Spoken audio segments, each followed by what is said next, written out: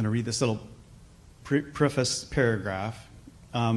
This is for all the panelists. At the crux of the BIA's final determination on Muwekma's petition for recognition is a 38-year-old gap in which they claim that the tribe ceased to exist. The BIA acknowledges that Muwekma was previously unambiguously identified, federally recognized from 1905 to 1927 in congressional acts and federal censuses, and then again acknowledges the distinct political community from 65 to 71, when the tribe was fighting to protect its cemeteries and burial grounds.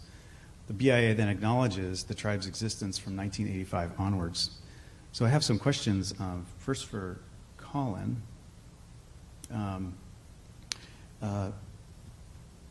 You represented Muwekma through the challenges of their final determination back in 2000. Can you give us a brief summary of what you challenged in court and what you think the courts got wrong? Mic is on. Excellent. Very nice to be here with you this afternoon to talk about the Muwekma Ohlone tribe's effort to recover or reestablish its recognition with through the federal government. I was honored to represent the tribe beginning in 1999. I actually was able to work with Chairwoman Canberra when I was a student at Stanford, and then that relationship continued through when I became a lawyer in our firm's Washington, D.C. office, when the tribe sought legal help with their recognition effort.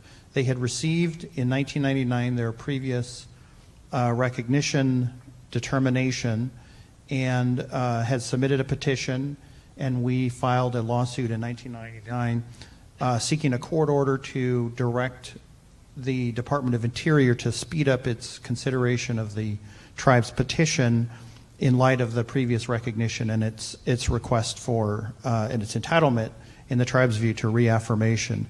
The court granted that, or granted relief to the tribe and ordered the BIA to issue a decision.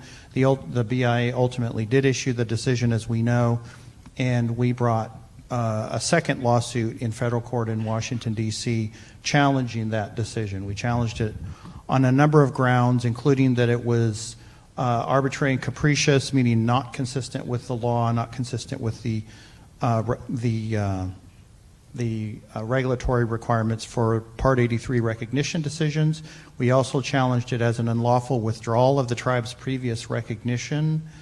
And the final claim was an equal protection violation on the grounds that that Interior was treating the Muwekma tribe differently from other similarly situated tribes, namely the lower band of the Lower Lake Band and the Ione Band. Specifically, also, by the time we were briefing, the Tohon reaffirmation had occurred, and we also pointed to the reaffirmation of an Alaska tribe. The court rejected the claims. I would say, from a big picture perspective, what the court got wrong was essentially was accepting the Bureau of Indian Affairs explanation for the different treatment between Muwekma and the other tribes that had been recently reaffirmed. The reaffirmation process is an expedited process that Interior began using initially with the Ione Band decision in 1994 and used it a few other times following the Ione decision. And the tribe, we argued in the court case that the tribe had satisfied the requirements that are reflected in the reaffirmation decisions. The court remanded the case back to Interior at an early phase of the case, remanded it back to Interior and directed an Interior explain the different treatment.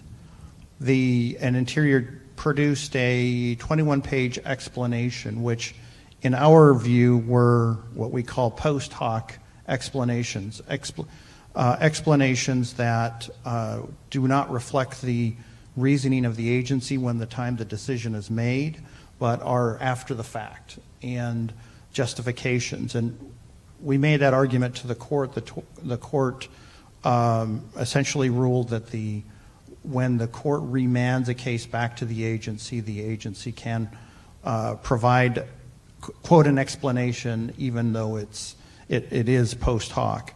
So the court did not accept that argument. I think, certainly I think the court was wrong. I think the court was wrong in rejecting the arguments that we made under, that the Interior Department misapplied its own recognition criteria, rejecting the evidence that Professor Fields referenced of children going to school, to BIA schools, and to, the evidence of enrollment or of Muwekma people enrolling, organizing the families to enroll in the California Judgment Act enrollment process in the 20s and 30s, in the 50s and 60s.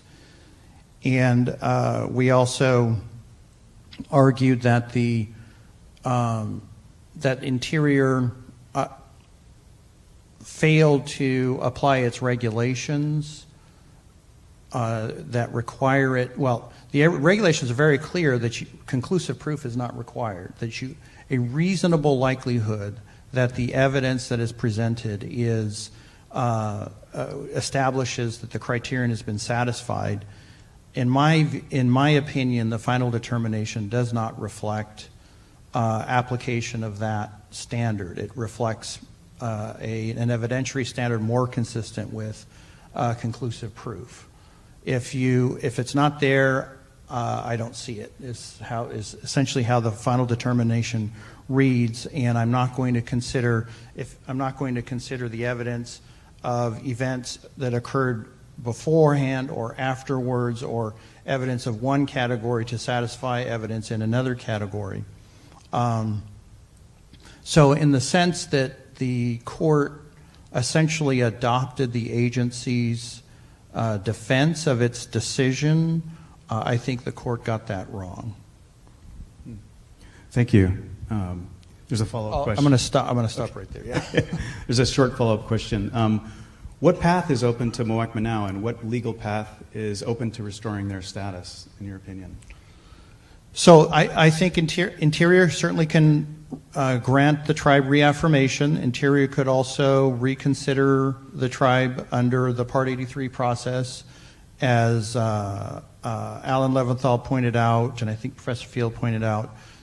BIA regulations authorize Interior to waive any regulation that might prevent that, so that there are administrative remedies available, and certainly Congress could recognize the tribe.